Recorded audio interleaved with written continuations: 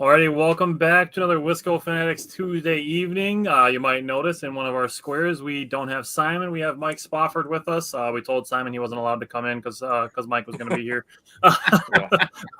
Simon's busy. He does military stuff, so we appreciate him for that, and we appreciate Mike hopping on with us. So we're going to discuss. Obviously, there's a little bit of a piece of news that we want to get Mike's thoughts on. We were actually talking about before the show, but we're also going to go through the Packers schedule, the NFC North outlook, and give our record predictions. And then we're going to preview the Packers versus Lions because we have a Packer game on Sunday. So we're going to hit the intro and we're going to get going. Welcome to another episode of the Wisco Fanatics Show, where we cover the Packers, Bucks, Brewers, and Badgers basketball and football teams from an optimistic and realistic perspective. Wisco Fanatics is brought to you by Cardboard Legacy, Wisconsin's most complete sports card shop. Buy, sell, grade, and consign all at their location in Oshkosh. Alrighty, so Mike, we're super excited to have you back. Always excited to have you on. We always get some great insight from you. So we were talking before the show. There's a small bit of news that came out between last Tuesday and today. Just a small piece. So obviously you work for the team. So give us kind of your thoughts and your rundown on the Packers pulling off a monumental trade. Yeah, I mean, I just did not think that the Dallas Cowboys would move on from Micah Parsons at the age of 26 with 4 Pro Bowls and 3 All-Pro selections in his first 4 seasons in the league. I mean, this is the kind of thing that just doesn't happen. I mean, there are plenty of, Hall of Fame caliber players, guys whose careers are headed to Canton, who get traded in this league, but they don't get traded when they're 26 years old. They get traded when they're 30 or 32 or something like that. This is unprecedented. And when you hear Brian Gutekunst and Matt LaFleur talk about this, they talked about it at length, obviously, on Friday. The 2 words they kept using over and over again were rare and unique, and both in terms of the opportunity, because these opportunities just don't come along, and those words were also in reference to the player himself in Parsons and what he's accomplished just in his first 4 seasons in the league, and what he can mean to any defense that he joins. So there's no comparison. I can't even think of anything in NFL history, certainly not in the salary cap era by any stretch, that resembles this in terms of this type of a player going from one team to another, and for a price tag that seemed more than reasonable. I actually think a bargain price, because I would have thought any team, the Packers or anybody else, would have had to give up a lot more than what they did to get Parsons. And I say that knowing that first-round picks are good commodities, and Kenny Clark is a whale of a football player and a locker room leader. So it's not that the Packers didn't give up anything, but I still think they got a bargain in what they gave up for Parsons. I mean, there was rumors that they were dangling that there was a framework of like Rashawn Gary, 2 first-round picks, a second-round pick, and a 5th-round pick, and people were still kind of on the fence, like I might do that, and then we find out that it's 2 firsts and almost 30-year-old Kenny Clark. Yeah, I would have thought for sure that that any player included in the deal would have been a younger player, and that there would have been at least one other top 100 draft pick included, whether that be a second rounder or a third rounder, whatever year it would be, but another top 100 draft pick to go with the 2 first rounders in order to get this deal done. So yeah, I'm stunned by all of it from all angles. Yeah, I can't believe they didn't get what the Bears had given up for Khalil Mack a few years back. I do want to say for Kenny, that leaves, like, as you touched on, Mike, is his leadership and what he means to the team. Yeah, he's almost 30, but which is in football terms, it's business, right? He is getting older. He's had a few injuries and stuff, but that dude is such a great leader and just professional for the Green Bay Packers. So that one, when I seen the name come across, it stung a little bit. But for me, the whole time I was like, I don't want to give up Gary and I don't want to give up LVN, because I want them to be with Parsons, because now Gary is going to finally be like, you cannot double team him. Or if you double team him, you're probably not doubling Parsons and you're in big trouble. So to keep both of them was huge. And I think, I think there was a lot of growth, and it makes sense why they kept 6 defensive tackles now. I think obviously, as Goody kind of touched on, they were in conversations a little bit about this already. So I think that was a possible influence on them keeping 6, but I think they like the younger guys. So I'm excited to see Wooden step up and see if Wyatt can stay healthy and stuff there too. Yeah, I mean, and honestly, I mean, you know, we heard from Goody, and there have been reports out of Dallas that in terms of the player to be included, Kenny Clark was the must from Dallas's standpoint. That was the guy that they wanted along with the draft picks. I think you know, I mean, who knows really what was going through Goody's mind? I don't think he didn't want to trade Kenny Clark. I think he might have been willing to part with somebody else, but when that's the guy being insisted on by the other team, and this is an opportunity you don't want to let pass you by, then you've got to make that tough decision. And I think it's still as much as I hate to see Kenny go, not only as a player, but as a guy that I've gotten to know in the locker room over the last 9 years. And he's a super good guy in so many ways. And I hate to see him go, but from a football standpoint, there's no question that Goody had to say yes to it. I think you're in a situation there that obviously trading Kenny Clark isn't what you want to do, but I feel that this is almost pretty self-explanatory that the backlash would have been bigger if Goody said no because the Cowboys wanted Kenny Clark versus losing. Yeah, I mean, to be honest, I think 2 first-round picks and any player other than Jordan Love or maybe Xavier McKinney or Josh Jacobs, any player other than those 3, I with 2 first-round picks for Micah Parsons, I don't know how you say no to that. I honestly don't. Yeah. And because Packers have a lot of good players. They don't have a player who's been an All-Pro 3 times in his first 4 seasons in the league. I mean, this is a player on a completely different level, and it's difference makers who win games, they're called difference makers because they make a difference. And so that's why this was an unprecedented opportunity that I just don't. I mean, there's no way Goody could have passed it up the way it came together. Yeah, my initial thoughts when I seen it was going to be a player, my initial brain went to offensive line and started thinking Sheed Walker or something like that because Dallas needs help there. But you know, Kenny Clark, like I said, like you touched on, I'm not trying to, you know, poo-poo on Kenny Clark. He's a great player, but for them to take a 30-year-old, it really surprised me. And I was like, okay, well, I agree. Thank you.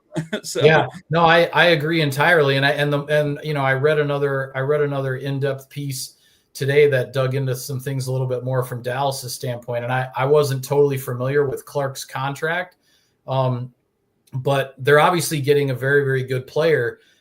But from what I understand, Dallas only has to pay Kenny Clark about $2 million this year. And then his salary for next year is $20 million.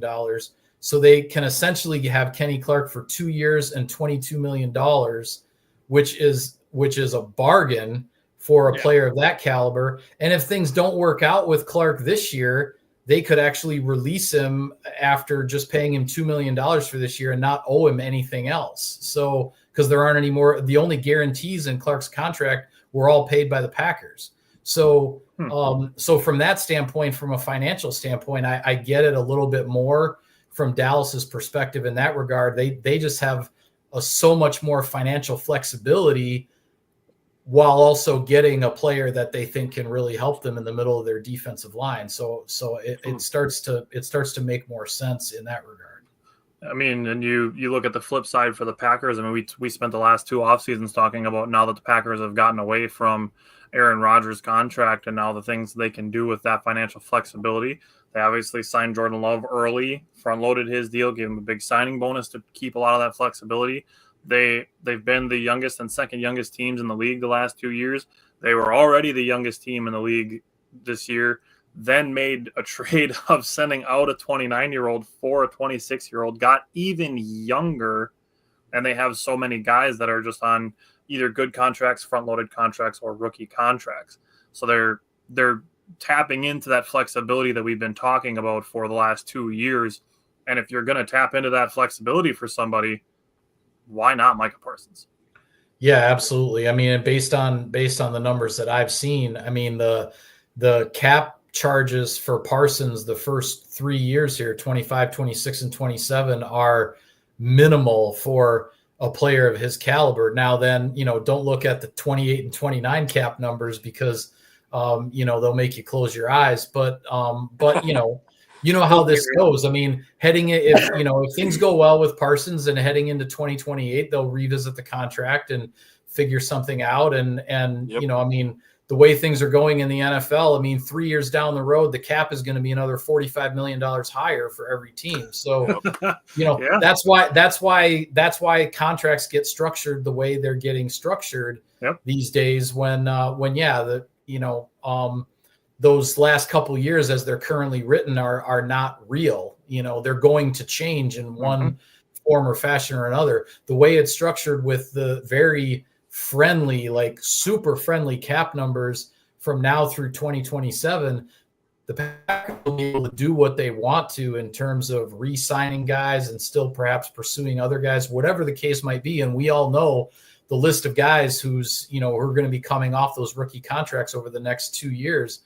They're going to be able to do what they want to do. Micah Parsons is not going to prevent that. You're pushing some decisions further down the road, and you revisit those when those happen. But right now the window is multiple years, and they're gonna build a team that they hope and plan on being a legitimate contender for multiple seasons here. This isn't just a push your chips in the middle of the table for one flip of the card. That's not what this is. This is for multiple years, and with a young quarterback, with a young core of players around him, and Micah Parsons is now a huge part of that core.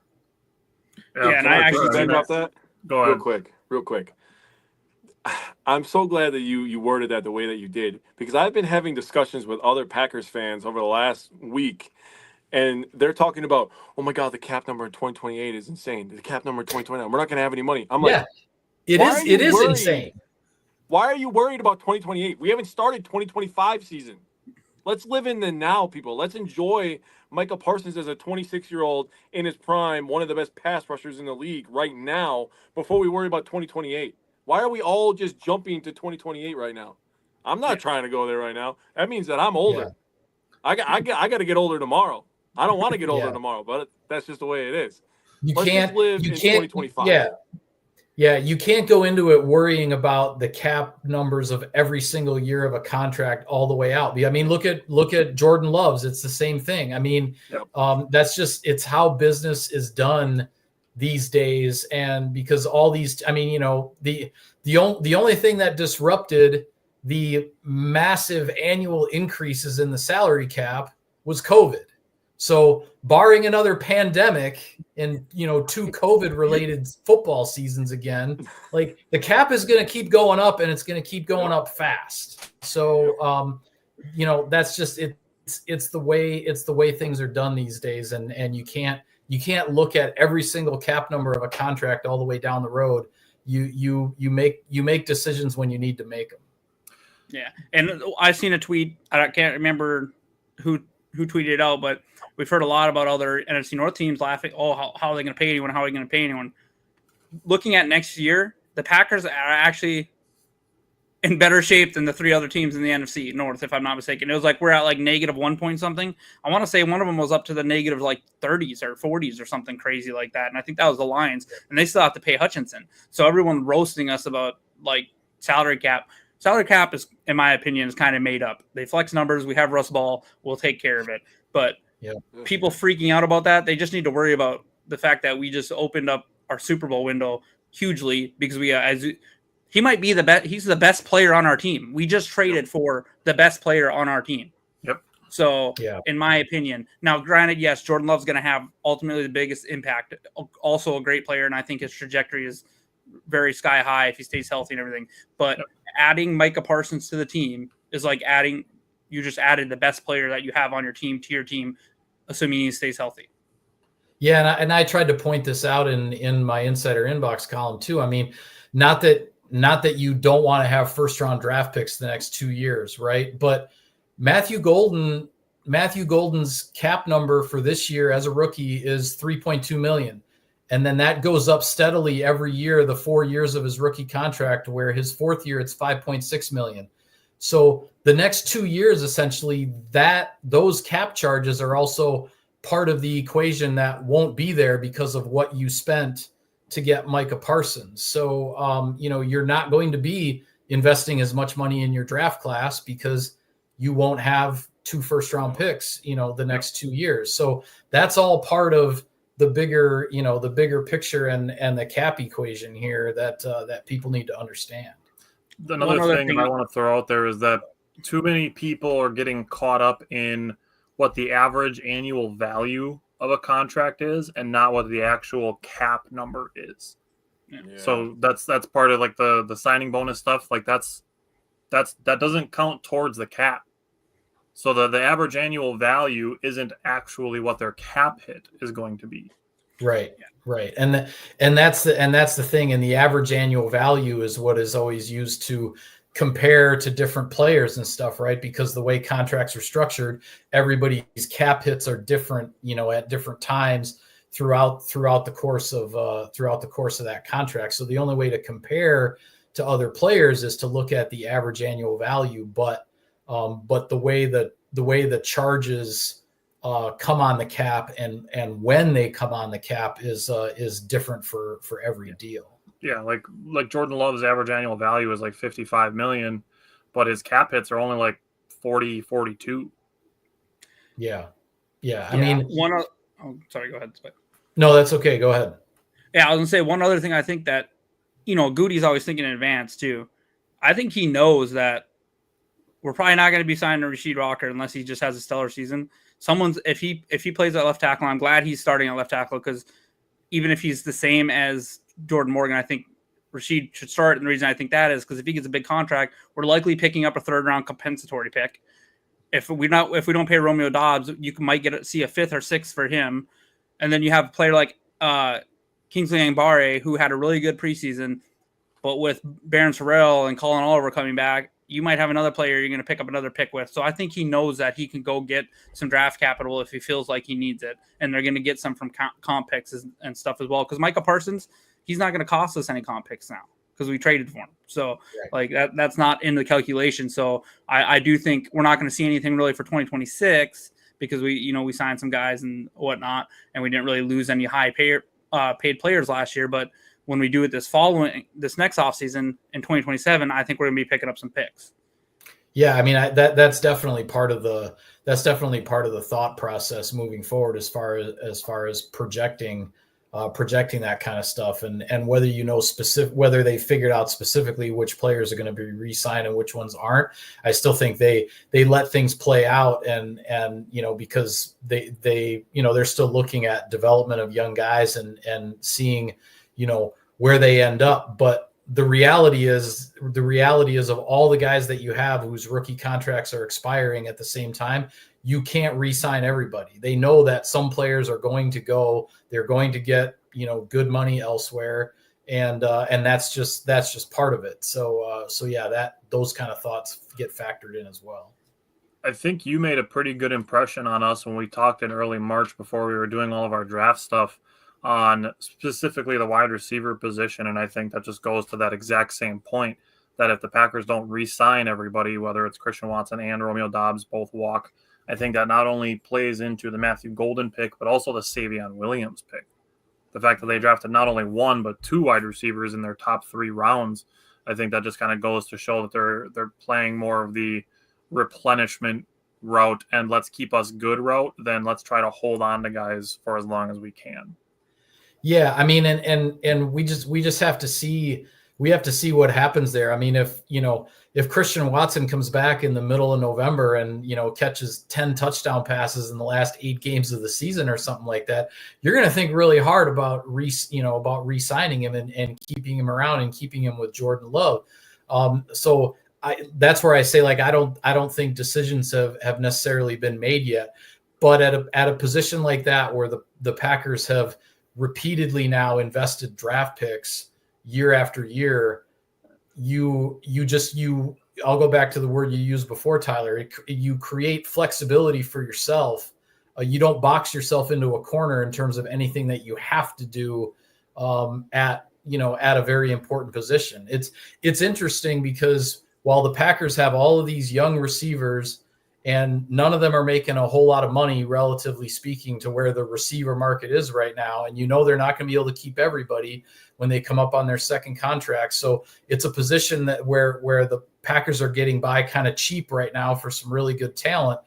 The flip side is the Cincinnati Bengals are paying 2 wide receivers like, a combined $70 million a year or whatever it is for Chase and Higgins, and they're trying to win a Super Bowl a different way with a franchise quarterback investing everything in the wide receivers. And then, they had this whole contract dispute with their best pass rusher, which they eventually worked out. So not everybody goes about it the same way, and we'll see what happens with the Packers in the NFC. We'll see what happens with the Bengals in the AFC. And that's the other part of it. We have to think about this differently. That's why I hammer on the youth aspect of it so much, is that we are not in Aaron Rodgers is 39 years old this year. We need to try to put all of our eggs in this season's basket to win it all this year right now. The Micah Parsons trade, that's a 3 to 5 to potentially 8-year move. That's something that you're looking to keep your window open for that so much longer stretch. That's why I keep bringing up the age thing, because it's not Super Bowl or bust in 2025. We're trying to win one more before Aaron Rodgers retires. That's not where the Packers are. I mean, Josh Jacobs is young. Jordan Love is young. Obviously, Parsons is young. I mean, the oldest guy on the team is McManus. Is it Isaiah McDuffie? Jenkins, maybe. Jenkins, maybe. Yeah, but, Jenkins being drafted in 2019. I mean, you look at where things are right now. You've got your franchise quarterback signed long term. You just signed your right tackle long term. You have your number one running back and your number one safety are both under contract for the next 3 years. And you've got a second year guy at linebacker who might be the next, the next great defensive player in the mix here in Edger and Cooper.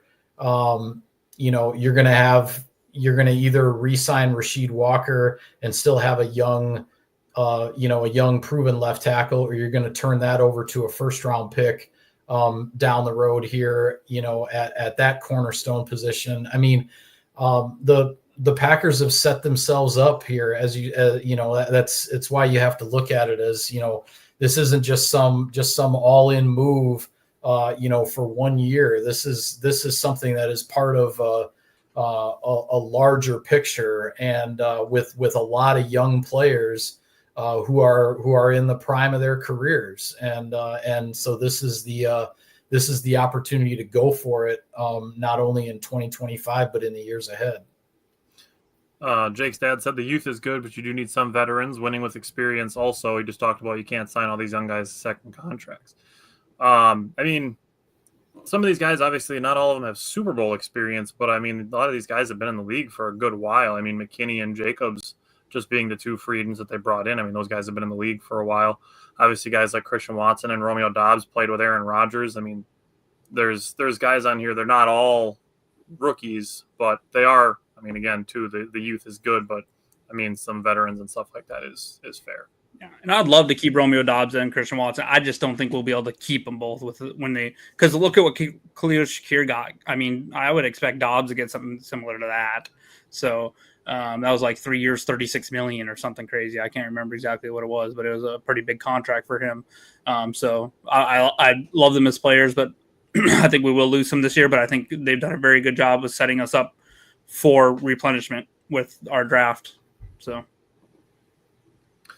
Alrighty. Well, with all that said, now that we've discussed Micah Parsons for 25 minutes, just like we all had planned, Yeah. I don't think there's enough time that we could spend on it and be like, yep, we didn't think of everything to say. But we're going to move into specifically 2025, and we're going to start with the Packers' schedule. So the Packers have a Week 5 bye, but starting this Sunday, they play the Lions. The following Thursday, they play the Commanders. Both of those are home games. Then they play at Cleveland, at Dallas. After the bye, they play the Bengals. Then they play at the Cardinals, at the Steelers, home against the Panthers and Eagles. Then they play at the Giants, home against the Vikings, at the Lions, home against the Bears, at the Broncos, at the Bears, home against the Ravens, and then at the Vikings in Week 18. So, Jake, I'll give you first dibs. What stands out to you on the schedule? What games are you looking forward to? What things do you have highlighted for the Packers schedule in 2025? Well, you start out the first 2 weeks, and obviously the first week is a division game and a conference game, so that's a big-time game. The Lions have kind of owned us in Lambeau. I'm going to call a spade, right? They've owned us in Lambeau the last couple of years.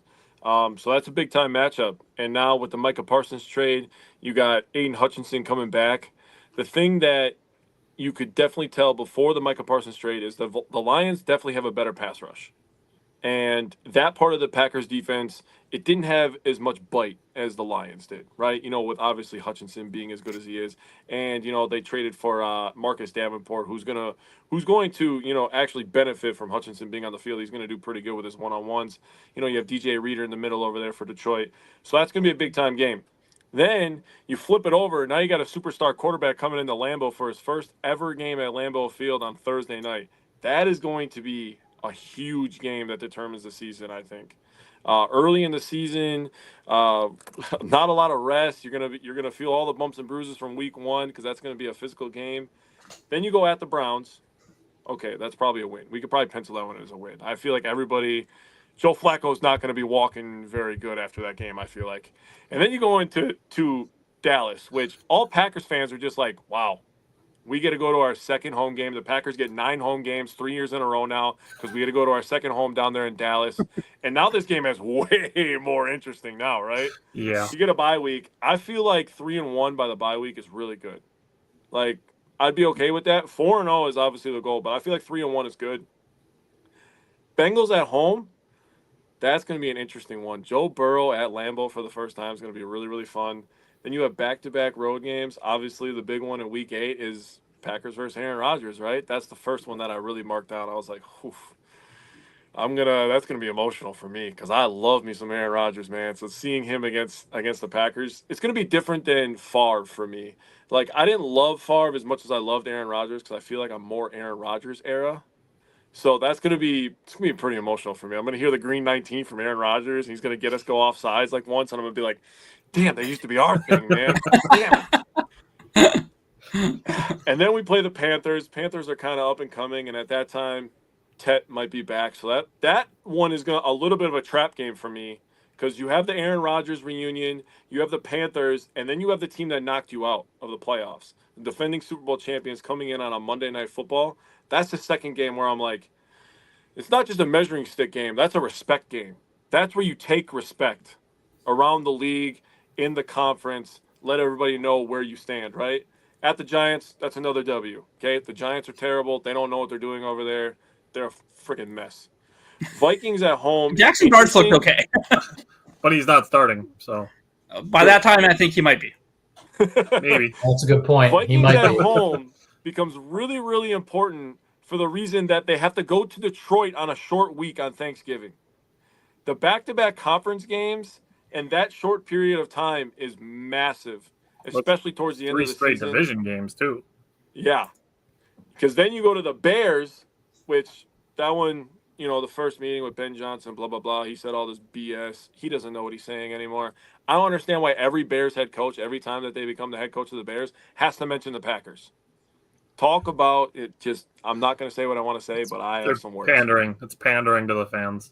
At Denver, the Packers are terrible in Denver. They are horrible. They're almost as bad in Pittsburgh as they are in Denver, but they're way worse in Denver. At Chicago, near Christmas, that's my favorite game of the year. We get to ruin the entire city of Chicago's Christmas. Do you understand how happy I was when I saw the date for that game? I was like, oh my God, we get to ruin all their Christmases. They get to spend thousands of dollars on their kids, and then we get to ruin their Christmas. They're going to have to buy a new TV by the 26th. It's going to be awesome. I'm going to love it. The Ravens coming in. I believe that's a Monday Night Football game. Am I wrong on that? I'm not sure. But that's a Week 17 game at Minnesota. That'll be interesting. I think the Packers will have things wrapped up by Week 17. But really the big games are Steelers, Eagles, and I I have Vikings and at Detroit, 12 and 13. Those are the biggest matchups for me that I'm looking at. It's going to shape the season up. Brian, what are you thinking about the schedule? What stands out to you? What are you looking forward to? Yeah, I think Jake did a great breakdown, so I'm not going to try to top that or anything. I just think no, it was great. It made a lot of great points. I don't think the schedule makers did the Packers any favors. It's, a lot of times you're like, well, I want my big games at the beginning of the year. Well, for me, like, man, the Detroit game at the beginning of the year and the Washington game at the beginning of the year. Granted, they're home teams. Our games. We need to win our home games. This will literally have lasting ramifications for seeding come December and January. Like, these are huge games. So we got to be ready to start fast. It's unfortunate. Hopefully Micah, I know Micah won't be fully ingrained in, but it'd be great if this was week 4, week 5. I've always said I'm kind of a strong believer that I think it should be NFC versus AFC the first week of the season, like almost like an intramural game, or in MLB. Just so, because you could still, don't get me wrong, you could still schedule amazing matchups. You could have the Packers and Bills, or you could have the Eagles. We and thought Packers Ravens was going to be the Monday Night Football opener for a while. Packers Ravens, exactly. Like you still have amazing games you can schedule, but they have less impact on the overall season. Because you can say, well, they had preseason to get ready. No one's putting all their players in preseason, and the NFL as a business and an organization doesn't want all your players to get hurt in preseason because you have such huge games to start the season. There are some trap games in there for sure. We need to do better than 1-5 in our division. That's the only thing I'll say is we need to be at the worst. I think to compete for this division and actually take the division crown, they need to finish at worst 3-3 in their division. Yeah. I think 4-2 is reasonable. Mike, what are you thinking at? Looking at the schedule, what stands out to you? What are you looking forward to? Well, I'll comment on a couple of things I heard. One, I see one of your viewers mentions Favre in Denver, first play of overtime touchdown. Yeah, 2007.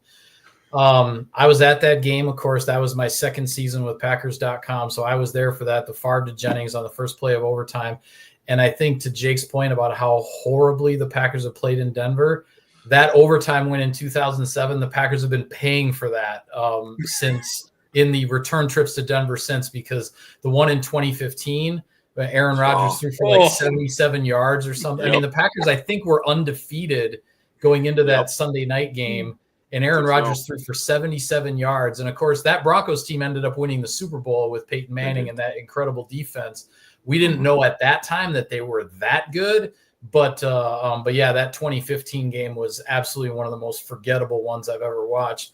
And then the game in 2023 with, there was I want to say Anders Carlson missed a field goal in there, and there were just some really poor execution things. The Packers, even as poorly as they played, still had a chance to win that game, like right at the end, and then there was a holding call that seemed kind of a phantom call that took away an opportunity on the final drive. So anyway, those last 2 visits to Denver since the 07 overtime thriller, definitely games to forget. To answer your question, Jake, about the Ravens game toward the end of the season, that is an undetermined, could be a Saturday or a Sunday game at this point. They haven't decided. Haven't officially scheduled that. It'll either be a Saturday or Sunday. To the larger question of the schedule in general, I mean, to play these 2 teams, Detroit and Washington, right out of the gate, 2 games within 5 days like this, you're talking about, the team that's obviously won your division the last couple of years, and then the real upstart team from 2024 that got all the way to the NFC Championship game before getting beaten by Philadelphia. So, you almost can't pick 2 bigger games to start the year and then to have them condensed within 5 days like that. The positive in that regard is that they are both at home.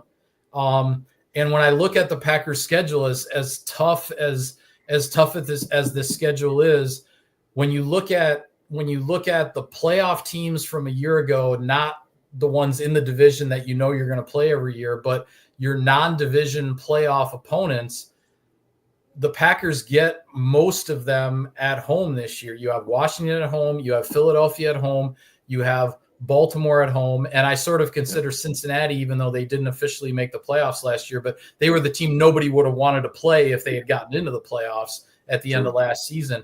You get the Bengals at home as well. And as far as playoff teams from last year on the road, it's just Pittsburgh and Denver. And that's it when you're looking at outside the division. So in that sense, as tough as the schedule is, the home and away thing, I think, fell at least in Green Bay's favor to an extent there. And if I were to pick probably the one game I'm looking forward to more than any other, I'd probably say the visit from the Bengals, just because I have not seen Joe Burrow play in person, because in his career, the only time the Packers have played the Bengals with Joe Burrow was in Cincinnati, and it was during that second COVID season when, the travel parties were shrunk, and I was not traveling with the team that year, so I was covering that game off of television. I wasn't actually there to see Joe Burrow play live. So this will be my first chance to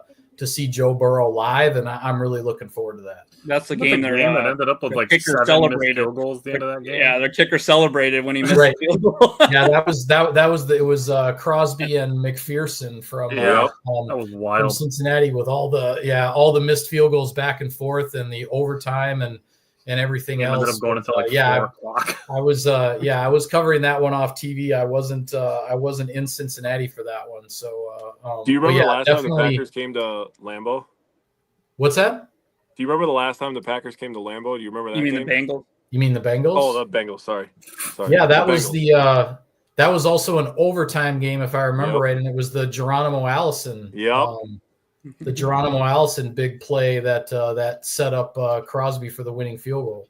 But the throw that got it tied from Rodgers to Nelson, I'll never forget that throw. Oh, yeah. It was such good coverage in the corner, and I was like, oh, man, nobody else is making that throw, dude. Yeah. Nobody in the history. Yeah, the Packers and Bengals don't play each other very often, of course, as AFC versus NFC, but when they have played, the games have been pretty darn entertaining, for sure. Yeah. Not a lot of love for the Thursday night games, especially from Pat and Steve. Pat said, I hate the Thursday night games when they talk safety. That's crap. Steve said the Thursday night football games are often trash. The teams aren't ready. I mean, we know why they're doing it. It's for money. That's obviously why they're doing it. And obviously they can't do games on Friday nights because that's high school. They can't do games on Saturdays. That's college. And then when the college season ends, then they start playing games on Saturdays too. But I mean, it's the most exposure. Also, I mean, you get more teams on TV at times when the other teams aren't playing. This is why we were able to pay Micah Parsons $45 million a year. Right. Yeah.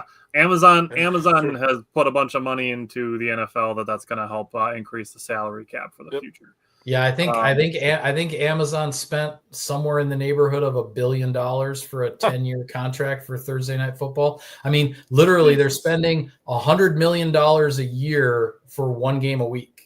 So that isn't the biggest draw. And they even get? I don't even think they get this Thursday night's game, right? It starts week 2. Right. Because the kickoff opener on for the first game of the year is on NBC, not on. So they get like 15 games a year if you actually think about it, because they don't get that one, and then they stop at a year week prior at the end of Thanksgiving either. Yeah, they don't get Thanksgiving either because Thanksgiving is on. NBC. They got a Black Friday game though, I think, and I think yes, they're getting they get the Black Friday one now. Yeah, that's. But hey, I mean, Bezos has the money, so yeah. And the NFL is not going anywhere. Yeah, no, I mean the amount of money that Amazon forked out for that Thursday Night Football contract is it's crazy money. So I mean, yeah, it's at the expense of player safety and player health to a certain extent, but the players are also getting paid a lot of money because of deals like that. So I mean, Bezos had to buy one less yacht. Yeah. All right, so as we've gone through the schedule, Jake, you can give me yours first. Give me your record prediction from the head. For the Packers? Yes. 12-5. Okay, I also have 12-5. Brian, what do you have for the Packers record from the head? I have it's the same as last year. I have 11-6. I think ours, but I think we're still better than I think our schedule's harder this year, but I think finishing 11-6 because we're still a better team, but it is a rough schedule. Simon had the Packers from the head at 10-7. So, Mike, you've been with us before. We do 2 predictions on a lot of things. Matthew jumped in, said 12-4. I'm going to assume he means 12-5. Mike, you've been with us before. We do 2 predictions always. We do head and heart. We do the more analytical one, and then we do the more optimistic. So, Mike, if you had to say from the head, what would you throw out for a Packers record prediction? I am exactly on the same page as Bryant on this one. I say 11-6, same record as last year, but I think the Packers will be a better team than they were last year. But the schedule is awfully tough. They have a lot of, as I ran through them, a lot of non-division games against playoff teams from a year ago. That was not part of the schedule last year when they went 11-6. So that's I'm on exactly the same page there. Yeah, I'm going to hold your question for a second. Their teeth will be cut way more this year and be ready for the playoffs. I think if they can get through this schedule and be 11-6, 12-5, I think we're gonna put up a better fight in the playoffs. Not that I think we kind of got to. Not to rehash the Eagles game. It was a bad start that I didn't think should have happened, and that hurt us. So, but I think we'll be more prepared this year. It'll be interesting to see because we had basically the first Jordan Love season. We had the kind of up and downs. They lost some games they shouldn't. They won some games they maybe shouldn't. And then last year they basically won all the games you would expect them to win, and then just didn't really beat any of the really, really good teams. It was kind of just how last season went. So it'll be interesting to see where they come down in this season. Matt, you'll have to go back to the beginning. We spent about the first 25 minutes of the show talking about Micah Parsons. So let's flip it to the more optimistic, the heart prediction. Jake, what do you think for the Packers record from the heart? I didn't get too crazy. The only game that I flipped in my heart was the Detroit game at Detroit. So I have 13-4. All right. Bryant, what do you got from the heart? Yeah, my heart is 13-4. I think if they go something like 5-1, 4-2 in the division, we could see a 13-4 record. So I flipped 2 games myself, and I flipped the Bengals and the Eagles. Those are 2 games that I flipped. So I have 14-3 from the heart. So Mike, if you had to give a more optimistic outlook than the analytical, what would you say for a record prediction? Yeah, I'd probably say 2 more wins.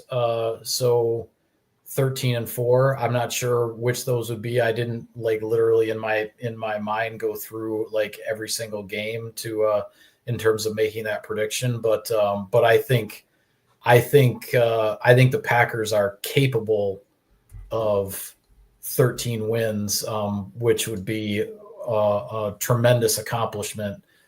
Given the schedule that they face this year, but we'll just have to see. I kind of feel like we're at a point. Obviously, the youth is what it is, but if we're talking from the floor to ceiling, I feel that there's not anywhere between 9 and 15 wins that would really shock anybody. I'm not saying that 15 wins is totally reasonable and people should go bet $1,000 on the Packers to hit 15, but it also if we're talking about it today, the potential of the team, if everything goes perfectly to plan, that we're sitting here on September 2nd saying that we're shocked that they won that many games.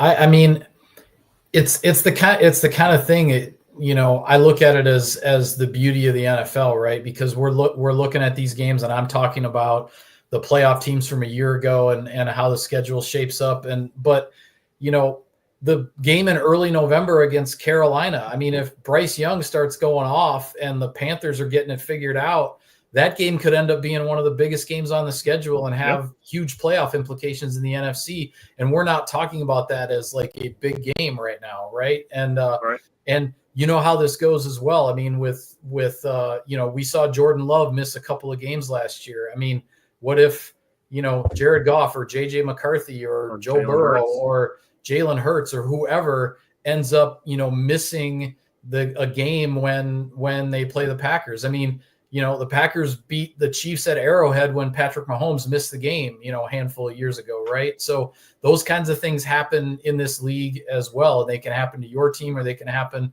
to the other team. So that's that's kind of the beauty of the league is if we do an analysis of the schedule like at the midway point of the season and how everybody looks at that point, we're having a whole different conversation than we're having right now a handful of days before the first game. Yeah, for sure. Pat said 11-6, be really happy with 12-5. Steve said with improvement on both lines, I think we're more bulletproof, protect Love, and get off the field on defense with a great pass rush. And that's one thing we didn't talk about when we talked about Micah Parsons at the top of the show is the question marks at cornerback. And now essentially your part of your plan is we have a guy that's going to make it so there's less time for those guys to be picked on. Yeah, so that's another impact of Parsons. Yeah, I mean, I actually, when Wes and I were talking on Packers Unscripted today, I asked him the question, okay, who's the individual player on the Packers who benefits the most from the addition of Micah Parsons? And I actually said it might be Keyshawn Nixon because not that the Packers play a ton of man coverage. Hafley likes to play zone to keep eyes on the quarterback and go for the turnovers. And we know all of that, but there are times you're going to play man. Certainly you're going to play man. If you're dialing up a blitz, you almost always have to play man behind it. And if you're playing man, Keyshawn Nixon is the guy who's probably going to be matched up against the number one receiver for the other team in those situations. So if you've got a pass rush that is vastly improved with the addition of Micah Parsons, Keyshawn Nixon is definitely the type of guy that will benefit from something like that. Yeah. I would absolutely hate to be a center on 3rd and 8 and look up and see Edrin Cooper and Micah Parsons standing in the A gap. Oh man, you got some decisions to make. It has to be a quick throw. You're not blocking that. Like no. It's gonna be really fun. Yeah, and your running backs have to be on their P's and Q's and pass protection because as you say, if you go double A gap look, the center can only pick up one of those guys, and the other guy is most likely got to be picked up by the running back, and he's coming straight at him.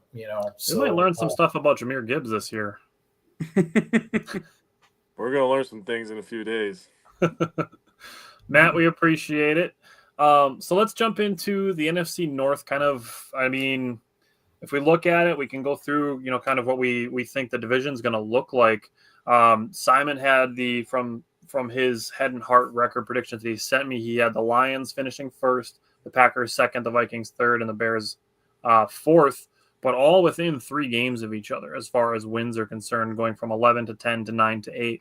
And then from the heart, he just had the Packers and the Lions switched. If we're looking at the 12-5 record that I threw on the Packers, I had the Packers finishing first in the division, the Lions second at 11-6, the Vikings third at 9-8, and the Bears fourth at 7-10. Bryant, I'll go to you first this time. I mean, what are you looking at with the NFC North and where the Packers stand in it? Yeah, I think there's pretty much questions, like a single question you can point to pretty much every team to see how they're going to do this year. The Lions, how do they fare without both their coordinators? Do they take a step back or do they struggle there? Vikings, look, they have a super talented roster. Okay.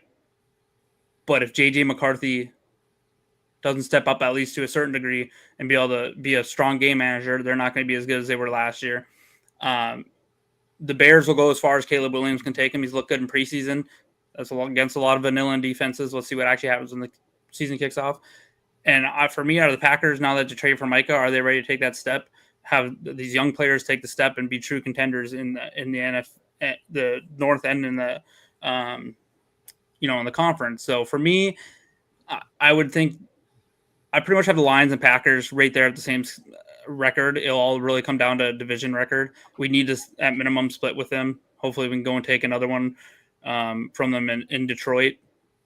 But this is going to probably be right there with the AFC North. I would say probably the best division in the NFL. You could argue with the NFC West as well, I think a little bit, but it's going to be a tough.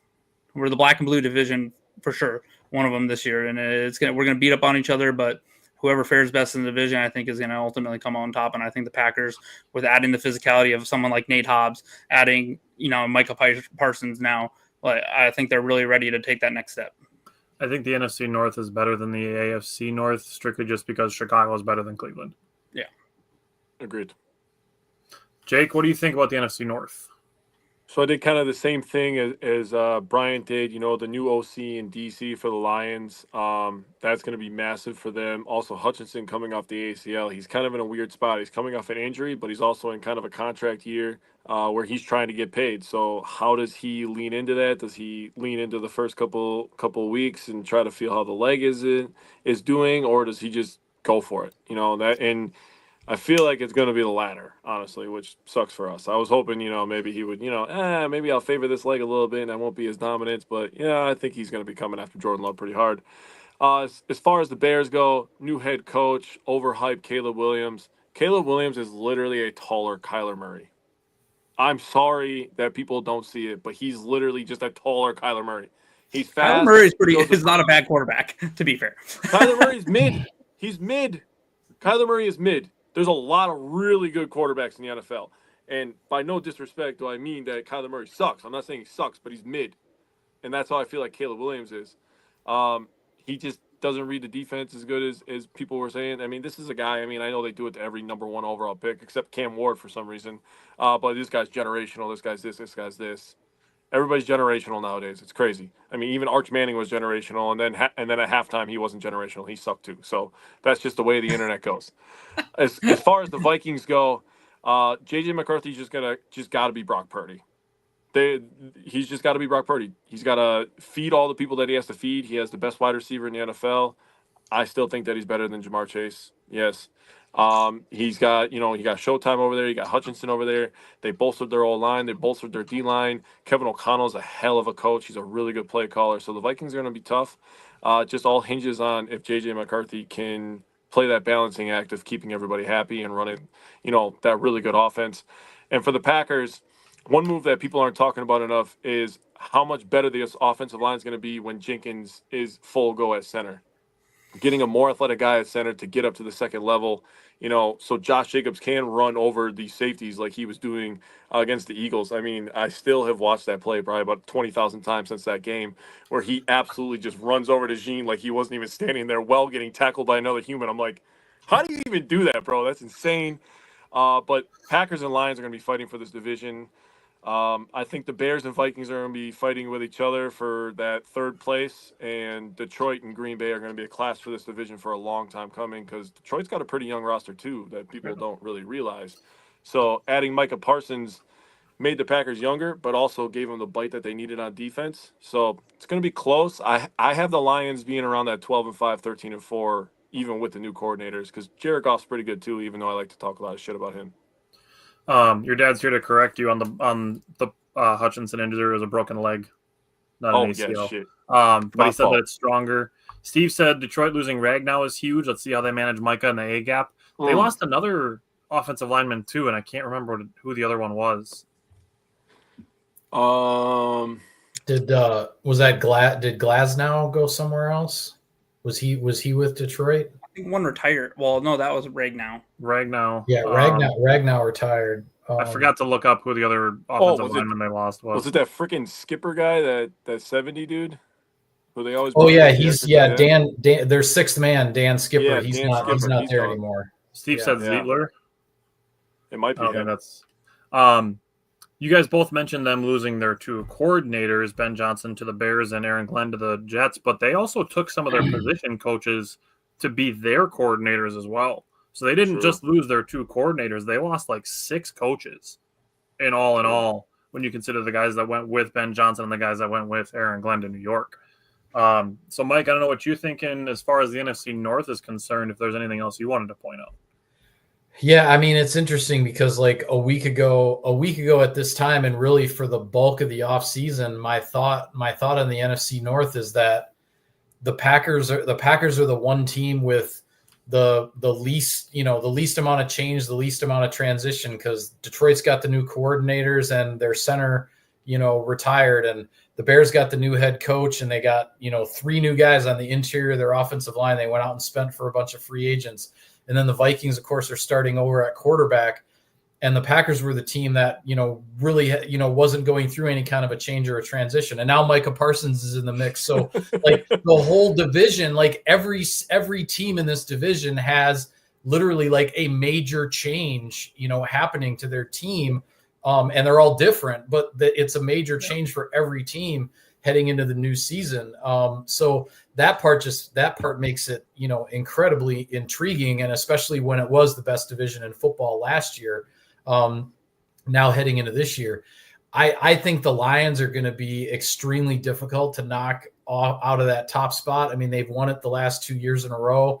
And I know that playoff game against Washington was a bad night for them in every way, shape, or form. But 2 weeks before that, they were playing a really, really good Minnesota team with a hell of a lot on the line, and they destroyed those guys without Aiden Hutchinson. And now they have Hutchinson back. So I think the Lions are going to be – I think the Lions are the team to beat in the NFC North until somebody says otherwise. And maybe the Packers will say otherwise on Sunday and get a win against them in week 1. I mean, we'll see.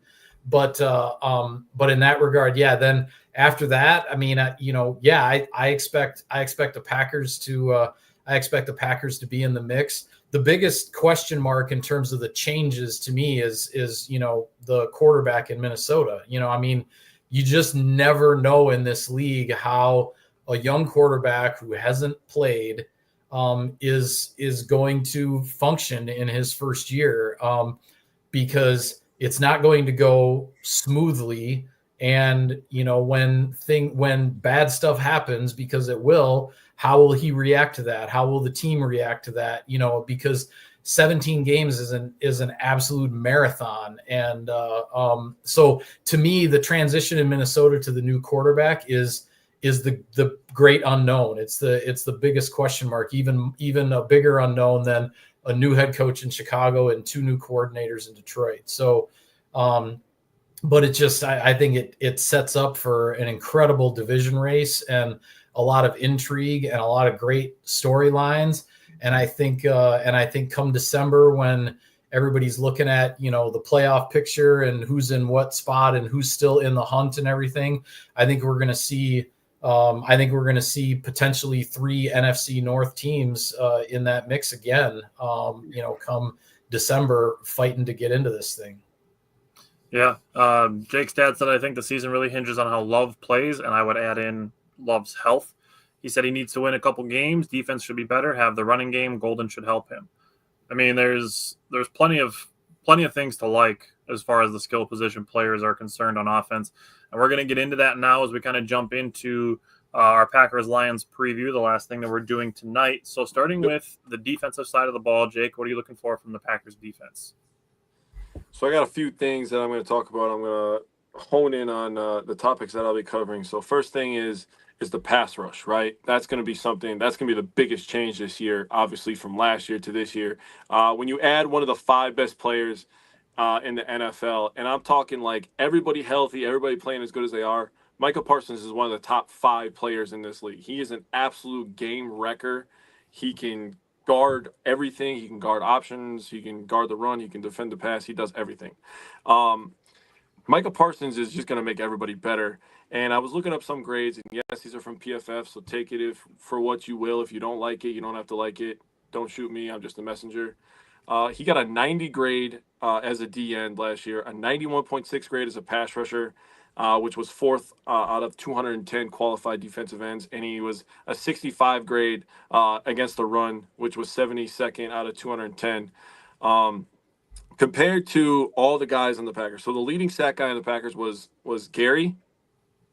Not even close. Michael Parsons is in another universe compared to Rashawn Gary.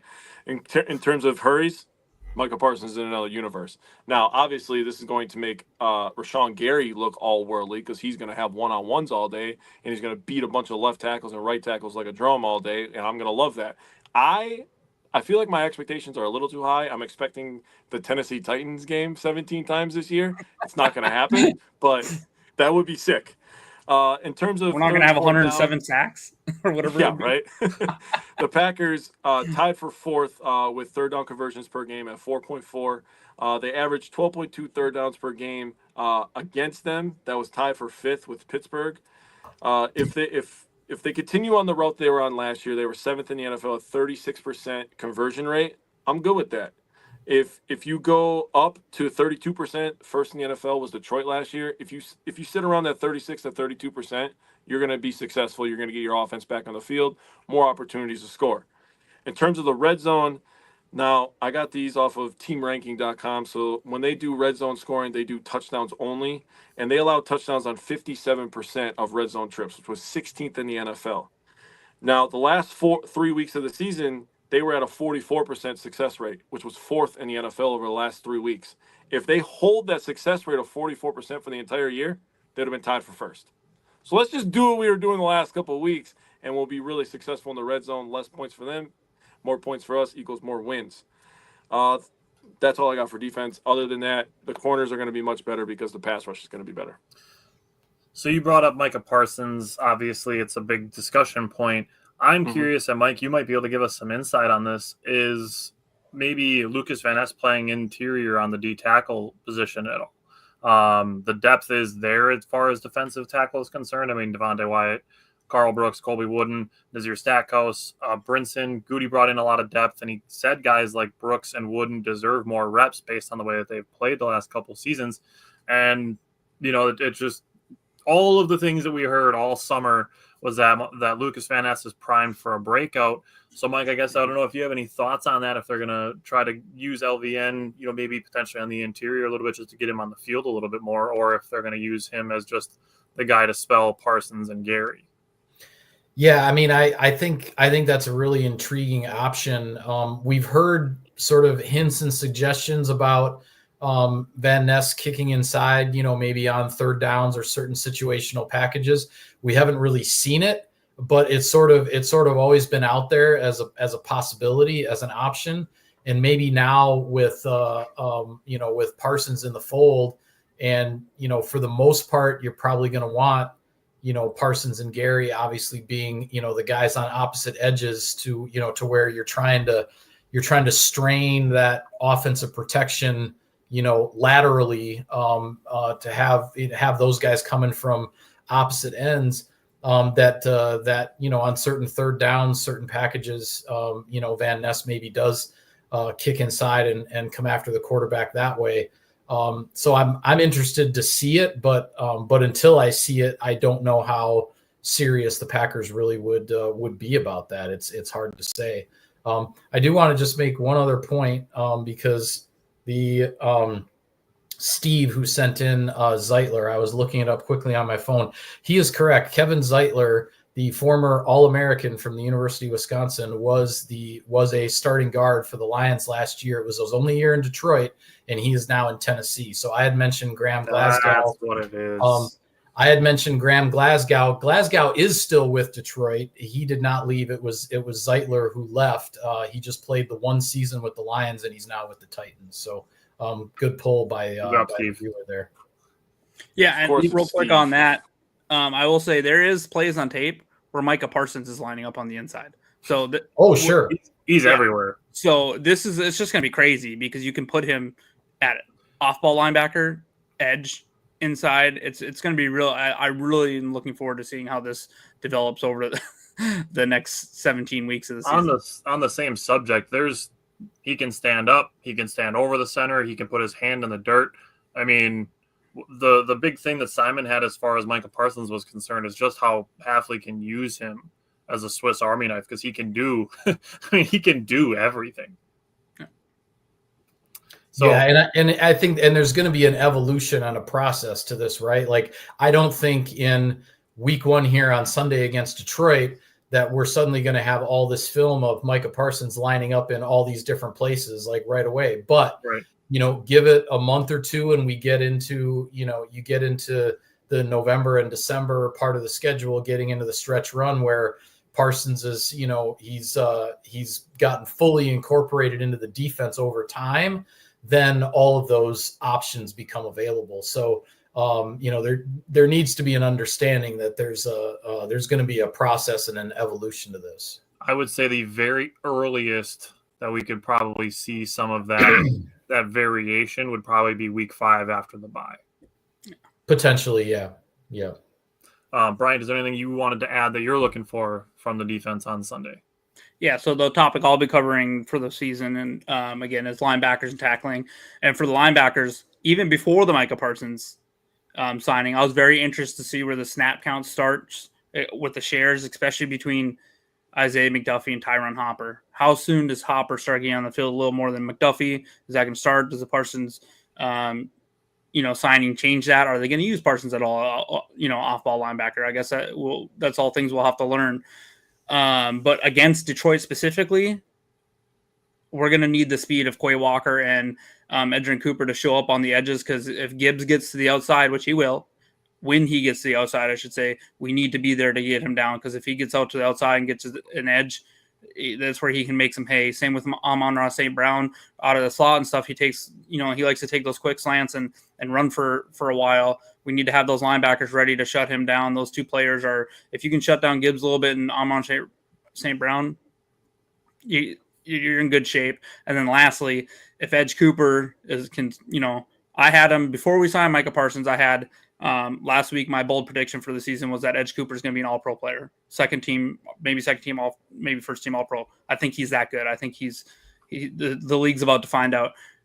Does signing Parsons hurt Edge Cooper's sack numbers a little bit? Maybe, or possibly it helps it.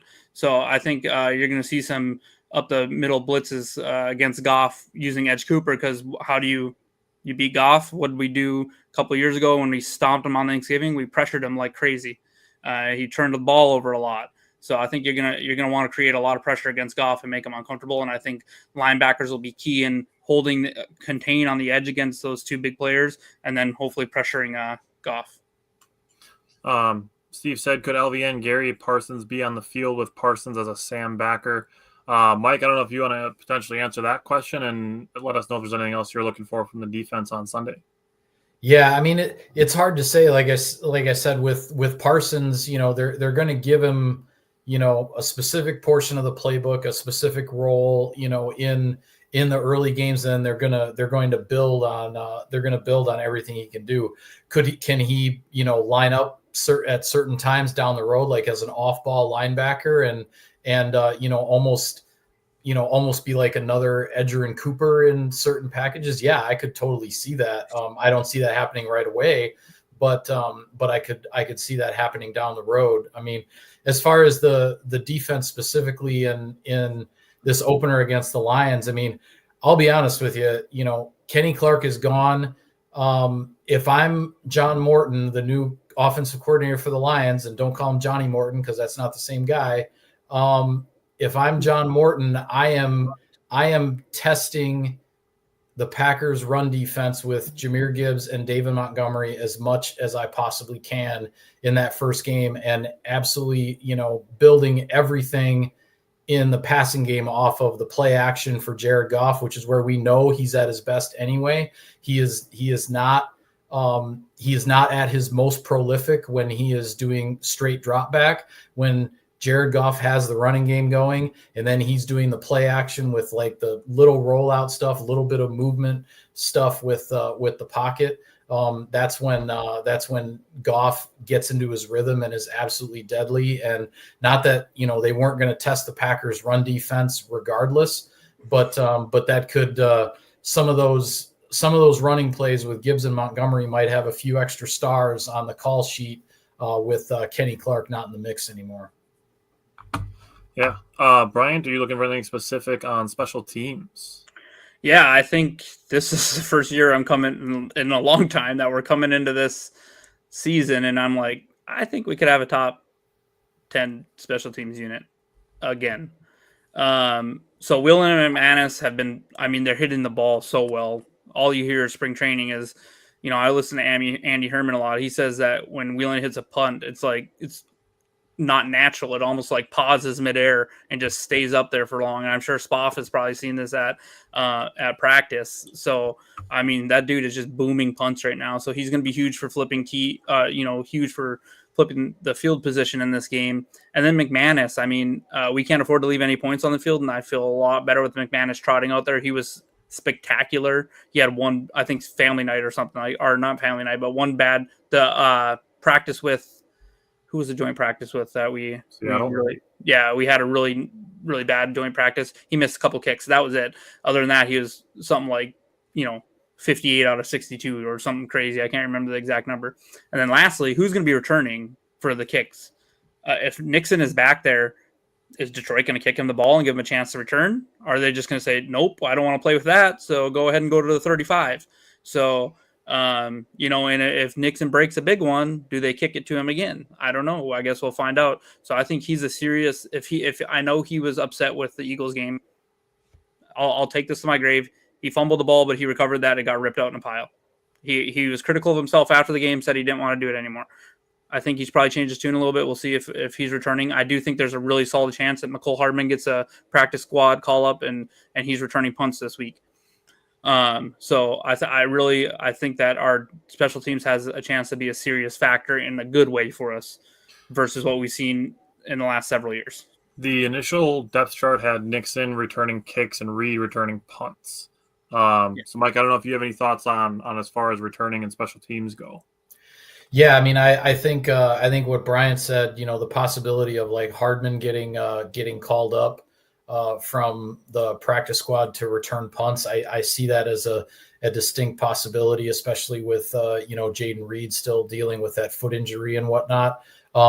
Nixon as kick returner is that's an interesting one for me because what I sort of see is like if the Packers are returning, the opening kickoff or the first kickoff of the second half, I could see Nixon being back there. But if Nixon's on the field and, the defense gives up a 12-play, 6.5-minute scoring drive, I don't think you're sticking him back there at the goal line right after that to return the kickoff. So then, who's the next guy? And now I know the depth chart as it is in the dope sheet on the website is unofficial. Yep. But the second guy is Bo Melton. He's the one who's listed there. So I think that's that's potentially a guy to keep an eye on because I don't think if the defense has been on the field for a long drive and they give up some points and then you're sending kickoff return out there, I don't know if that's Keyshawn Nixon's job at that point. He needs to get rested up for the next possession. So, but yeah, everything you're saying about McManus and Whelan, I totally agree. I mean, Whelan was really impressive this summer. You can see, I thought he was pretty darn good last year, and you can see he's still a young player who's getting better, whose arrow is pointing up. And McManus is just proving to be, that absolutely reliable veteran who's been there, done that. He knows what to do as far as his process and how to get ready. And yeah, I mean, it's so nice after what the Packers have gone through the last couple of years to be heading into this season with absolutely zero questions at the specialist positions. And that's a nice spot to be. I'm going to give another shout out to Steve really quick too, because I was talking about the run defense. I mentioned Clark and he brought up that, TJ Slayton is not with the Packers anymore either, which was not a surprise. I figured the Packers weren't going to pay Slayton, and he got a nice payday elsewhere with Cincinnati. But yeah, that's another piece to a run defense that was the Packers' best run defense since 2009. In 15 years, it was their highest ranking in run defense last year. And now not only do you not have Slayton, but you don't have Clark. So there's going to be an adjustment there. I trust Jeff Hafley to figure it out. And the bodies, the players are there. They're going to have to prove themselves. They have to prove the front office right. But yeah, anyway, shout out to Steve. He called out another one on me. Yeah. Steve also asked if Emmanuel Wilson has returned kicks. I'm sure he has at some point. They weren't using him for that at all in the preseason. They were using Israel Abanikanda for that, who was also on the practice squad. Yeah, and Emmanuel Wilson was injured for a portion of training camp too. So I think, if he's in the thoughts potentially at returner, just because they didn't use him in the preseason when he was coming back from that injury, that doesn't necessarily mean he's out of the picture in that regard. So, all right, let's flip to the offensive side of the ball. And just looking on offense, looking at the passing game distribution, it's going to be very interesting. Health is going to play a big part in this. Guys like Dontavian Wicks, Jaden Reed, Savion Williams, those guys all missed time in the preseason. I highlighted this when we talked about stat projections. when he was healthy last year, Romeo Doubs was targeted almost 7 times a week last season. So with Reed, Wicks, Savion Williams banged up, I expect that to be the case with obviously Matthew Golden in the mix. So that's going to be very interesting to see how the distribution goes. The other thing that I'd cover on the offensive side of the ball is the red zone. The Packers tied for third in opportunity last year behind just Tampa Bay, Washington, and Detroit. They tied for 6th in red zone touchdowns per game and 10th in touchdown percentage. I would like to see those things be kind of closer together, obviously more towards the higher end. There were a couple times, obviously the Texans and the Jacksonville Jaguar game where they purposely waited until the time ran out to kick field goals in the red zone, but that's a small part of it. So for me, it's going to be looking at the Packers being more efficient with their opportunities because their opportunities were one of the best in the league last year. So, Jake, what are you looking for on the offensive side of the ball on Sunday? So I only cover third and fourth down offense, but I do have some thoughts on some other things. In terms of third and fourth down offense, 2024 Packers were 10th in conversion rate at 40.3%. If you wanted to get into the top 5, the number 5 team in the NFL last year was Cincinnati at 46.7%. So the goal really should be around the 45 to 48%. And how do you do that is you have a healthy quarterback for one. That's a big thing that not a lot of people are taking into consideration when talking about the 2024 Packers is Jordan Love basically just gutting it out for over half the season, it felt like. But also, getting Josh Jacobs going early in games. And I think that's going to be a really big thing. I think that's why they signed Aaron Banks, because he's such a good run blocker. And they kicked Jenkins inside to help with the run, get a little bit more athletic center so you can get up to the second levels with those linebackers and safeties and open up some bigger holes.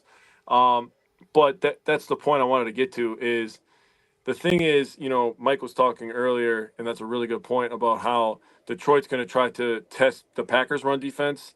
I think if you're gonna play Detroit, you got to test Hutchinson's leg, and you got to run right at him with Josh Jacobs because that's a load of a man coming at you, and I think that'll be a big test for the Packers. I mean, DJ Reader's a hell of a run defender. I remember coming into last year, I was so pissed that DJ Reader ended up with the Lions. I was like, damn, bro, that's such a good signing for them, dude. He's gonna feast in the run for them.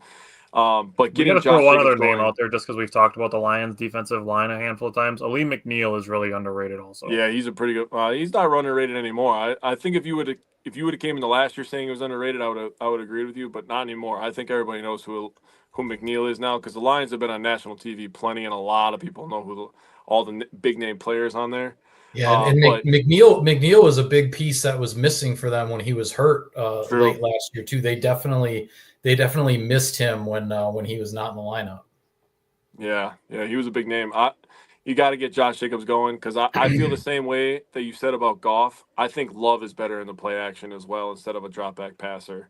The only passes that he's really good at when he drops back is those little out routes. He's really good at that, especially with Romeo Doubs. But you got to get the play action going out of that 12 personnel. Hopefully Musgrave keeps the hot streak going, and I think that Tucker Kraft could be a good matchup with Anzalone actually in the middle of the field. Yeah, Brian, what are you looking for the Packers offense on Sunday? Yeah, so talking about the wide receivers, it's going to be interesting to see who's healthy, who can go. At this point, unless Wicks practice on Wednesday, I don't think there's much of a chance he's going to play. Reed, obviously, with his foot, it's very concerning, that injury. If he re-injures that thing, we're looking at potentially season-ending with that Jones fracture. So hopefully, once again, talking about how we opened the show with talking about Michael Parsons' injury, I think if there's any major concern there, I mean, things happen, but I think, if the medical staff clears him, I'll feel pretty good that he's ready to roll. I think Romeo Doubs will be as steady as ever. He's going to be a big, piece of the offense. And then the big wild card is Matthew Golden. I think he's going to be a huge part of this offense, and I think it's going to happen quick because not only is he talented, it's also a necessity. The big thing will be catch the ball. We cannot have the drops that we did last year. You don't beat a team like Detroit by dropping a first down pass on a third down. You can't be giving up first downs by dropping passes or anything. So they need to hold on to the ball. Look, the Lions have really good secondary. They gave up a lot of passing yards last year, but that's because people were having to throw so much against them. They gave up something like the 30 or the third most passing yards, but they had the best passer rating against in NFL at 82. So they'll take the ball away. DJ Reed is a very good cornerback that they picked up, so it's gonna be a challenge. But kind of like Jake touched on it, I think it could be very interesting to see what they do with Tucker Kraft and Luke Musgrave, who's had a huge or very good spring. He seems like he's healthy, he's playing well. Really, last 3 weeks he seemed to come on in the spring. You hear about big catches made from him in practice, the scrimmages, and you've seen a little bit in the preseason games. So really, I'm looking forward to see how the tight ends add to that pass catching group with our wide receiver core that's a little bit beat up right now and beat up our young. So, and then as far as O-line, I'm kind of looking, Walker did come out and say he's starting at left tackle. That doesn't mean there won't be a rotation there. We're going to see is Morgan rotating at left tackle? Is he rotating at right guard? That's going to be something I want to keep an eye on, see how that goes. I'm really Jake touched on a little bit. I'm really interested to see Elton Jenkins and Aaron Banks, what kind of holes they can create right there on the left side of the line. That should be good. The Lions were great against the run last year. We're still going to have to try to run against them. You need to control the clock a little bit against this team. So, and just be ready to block Hutchinson because kind of like Michael Parsons said, I can't wait to get my hands on some people. I guarantee Hutchinson's feeling the same way.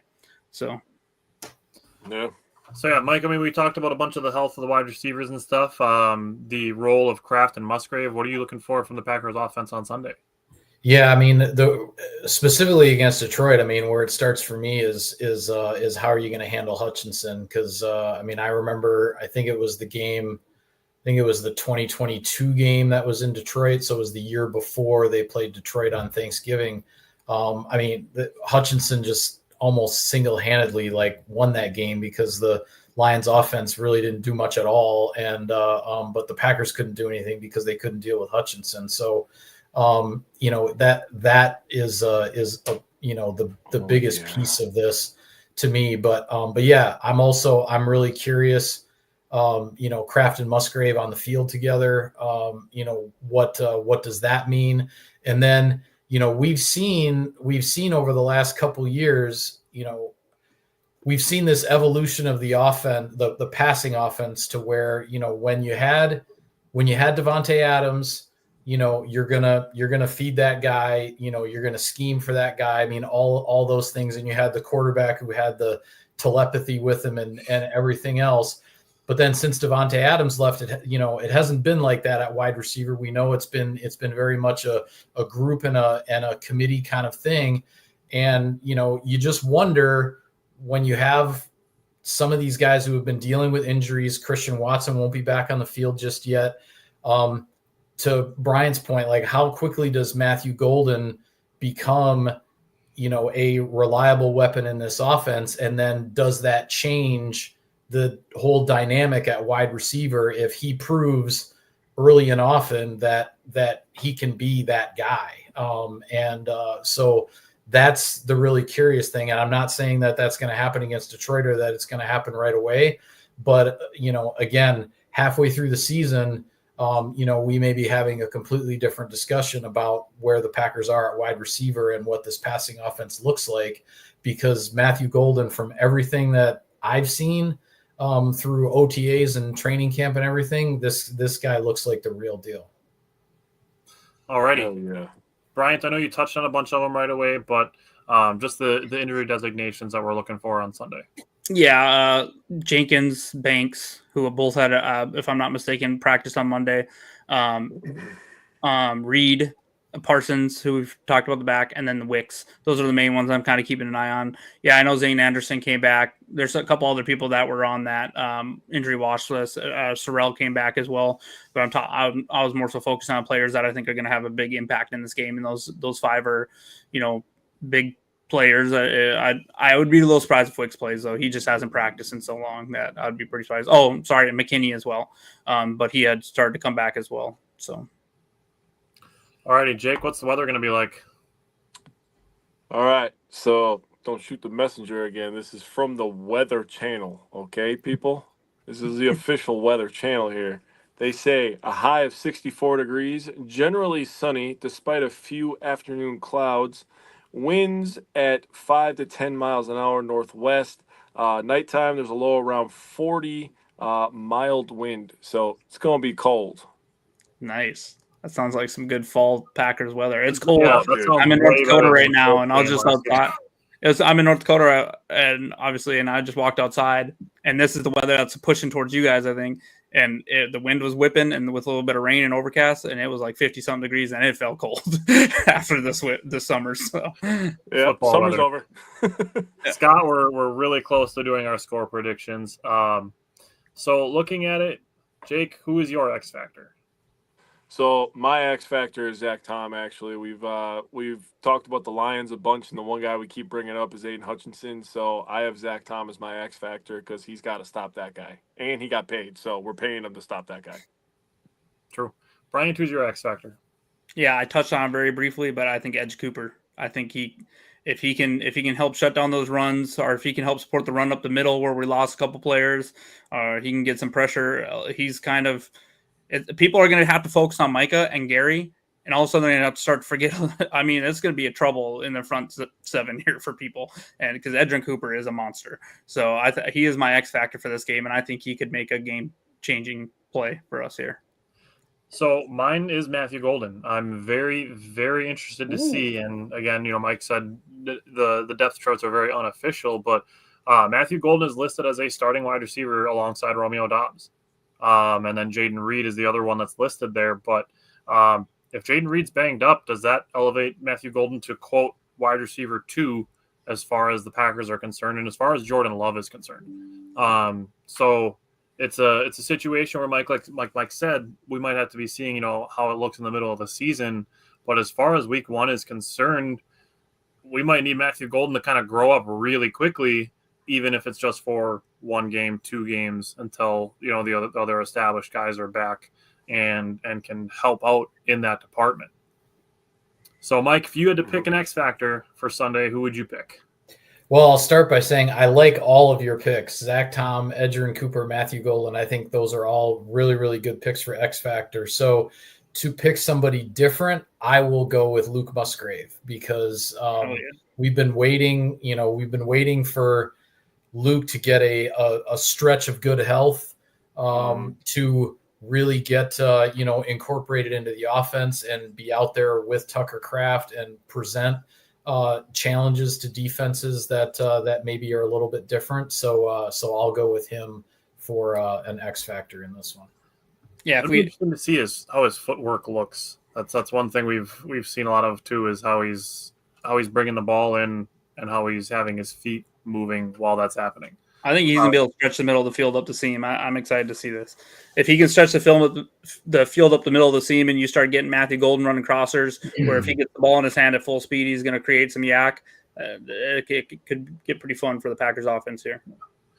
Steve said his X factor is Javon Bullard in the slot. Scott asked, who steps up for Kenny? I think the biggest guy that needs to step up for Kenny Clark is Devontae Wyatt.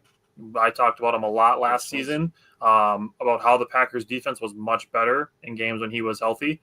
I think he is the one that stands to benefit the most from Kenny Clark's name not being on the defensive line. All right. Let's do some score predictions. And Jake, give me your score from the head. My score from the head is 30-27 Green Bay. Ooh, I also put a 3-point margin of victory for the Packers at 24-21. Simon also had a 3-point margin of victory at 27-24. So, Brian, what's your score prediction from the head? Yeah. So I know we do head hard. Just to recap, I will never pick against the Packers. I played baseball. I'm superstitious. Even if my head is telling me we're not gonna win the game, I won't pick against them. Just so everyone knows, the Packers are going. In my brain, the Packers are going 17-0 this year. But I have the exact same score prediction as Simon from the head is 27-24. All right, Mike, if you had to give the analytical score prediction, what would you throw out there for Sunday? Yeah, I'm right. I'm kind of right in that same mix where everybody else is. I'm gonna say 26-24. Oh, Steve said to change your socks. Oh, Garrett, better get the heart in condition. Yeah, here. it's gonna be a tight Good one in week Lord. 1. All right, Jake, from the heart. All right, from the heart, I have us with a 10-point victory, 34-24. So I went a little nuts on the heart. I put 34-17, just in an all things going perfectly situation. I have 34-17. Simon had 31-24. So Brian, what would you say from the heart? I had a pretty big margin too. I put 34-23. All right, Mike. All things ideal, optimistic score prediction. What would you say then? 31-20. I like it. I'd say a Alrighty. two score victory would be the ideal. I think. Love that. Yeah. All right, Mike. So since we got you in here for Simon, we'll let you do the thumbs up or the thumbs down on the Simon Says. We always do a couple bold predictions on the offensive and defensive side of the ball. So thumbs up or thumbs down. Brian, do you probably have like 24 of these this week? I have 3. These are all bold. Brian, read your first one. All right, mine are bold. So we've talked about him, where he's going to have to grow up quick. I put that Golden starts his career with 100 yards and a touchdown. Oh. Don't forget, this is a dude that could catch a 70-yard touchdown pretty quickly. Yeah, I'll give the thumbs up. All right, I like it. Give the double thumbs up. I'm with it now. Let's go, baby. Let's go. All right, Jake, rip one. All right, I went pretty bold too. Josh Jacobs, 3 total touchdowns. Oh man. Well, he did. He actually did. He did that against Detroit last year, even when the Packers lost. So I'll. He was on fire in the second half of the year. Hell yeah. Let's go. All right, so we're going to have to score like 45 points for all of these to come true. But Brian did bring up the teams passed a lot against the Lions last year due to being trailing in games. But I put Love 3 touchdowns to 3 different players. Oh, wow. See, it can work out. Well, no, this can all work because like one is to Golden and Jake said total touchdowns for Jacobs. Yeah. So one could be to Jacobs and then the other one could be to Kraft or Dobbs or Musgrave or whoever. So yeah, that's 28 points. That's all that we were all right around there. There it is. It's all taken care of. Yeah. All right, Brian, give another one. This is where we get into the 30s. I put that Nixon House as a kickoff return. Oh. Vibes. Nah, I don't see that happening. I love Key. But I don't I just I don't know. I'm tweeting at you on Sunday when it happens. Yeah, go ahead. Let me have it. All right, Jake. All right. So Xavier McKinney proves why he was first team All-Pro and has 2 interceptions. 2 interceptions, not just one. Yeah, he has to show up Carl Joseph. Kirby Joseph, yeah. Kirby Joseph. Sorry, dude. Carl Joseph. I'm giving the thumbs down only because I don't know if anybody over the last couple years has had multiple interceptions against Goff in the same game. Somebody from the Texans had to have last year. Dude. Maybe. Oh, that's true. That would be the only game the big 5 interception game. Yeah, I'll have to look that up and see who got those interceptions. All right, mine on defense is Micah Parsons and Gary combine for 2 sacks, but literally combine. They literally meet at Goff twice. Oh, it's interesting. Oh boy. No, I'm gonna give another thumbs down on that one. I don't see it. Okay. I don't see it. I think that's a little much. All right, we're going high scoring over here. I like it. Yeah. Okay, so my last one is Gary, Parsons, and LVN all record a sack. They don't have to be at the same time. I specified Gary, Parsons, and LVN. Yeah, I'll give a thumbs up on that one. Yeah, love it. All right, Mike. Before we bid adieu, is there any bold predictions you would want to make for Sunday? Bold predictions. Boy, well, this isn't even much of a prediction, but I mean the way these things go, and I've been doing this for a long time. Win or lose, the overreaction from the fan base to this game is going to be off the freaking charts, because if the Packers win this game, it's like all right, it's NFC North title, it's Super Bowl and everything. And if the Packers lose this game, it's going to be like, oh, there's no way that they'll ever catch Detroit. There's no way they'll ever be able to beat those guys. I mean, it's just it happens every year in the first game. And the only reason it didn't happen after the first game last year is because everybody was just worried about Jordan Love's knee. So nobody was really talking about like the big picture of, the implications of losing that opening game down in Brazil to the Eagles. But I remember distinctly I could not sleep that night, which wasn't good for me for the work the next day. Like I was freaking out. I remember I was messaging them. I was like, dude, I seen that thing like pop out. Like they're like, Brian, shut up. And I'm like, okay, I got to go to bed. And I remember I woke up that morning. I didn't care that we lost. All I cared about was I seen news that more testing, but they don't think it's like a season-ending thing or anything like that. So I was like, yeah. So that was a long flight back from Brazil. Let me tell you, thinking about what that worst case scenario might have been. Unfortunately, it was not the worst case scenario. So well, I'll just say I hope that the Chiefs and Chargers have a better field to play on than what we dealt with. Yeah, we were the test dummies. It's hard to imagine it being any worse. But yeah, that was not good. This experimental type stuff that needs to get taken care of. All right, Mike, we appreciate it very much that you were willing to hop on with us again and spend an hour and a half with us. We appreciate it always. I mean, you always give us tons of insight. Obviously, working with the team, it gives us much closer insight than we could hope to have. So we appreciate that you've hopped on with us a whole bunch of times, and we will always be willing to have you back. And the amount of times that we said, we'll have to see how things go in the middle of the season. We'll have to have you back on a Tuesday night in the middle of the season to kind of check in on some of those things. But we'll absolutely, let's do it. Again, just want to say thank you again for hopping on with us. Yeah, you bet. No, thanks for having me. I always appreciate chopping it up with you guys. It's a lot of fun. I've enjoyed getting to know you guys. I appreciate what y'all do. So thanks for having me, and absolutely, let's do it again. Awesome. Alrighty, thanks everybody for sticking around, for commenting along. We appreciate it. Jake, Simon, I will see you. Jake and Bryant, I'll see you guys next Tuesday. Simon will be back. And Mike, enjoy Sunday, and we'll talk soon. Sounds good, guys. Take care. Thanks a lot. See ya.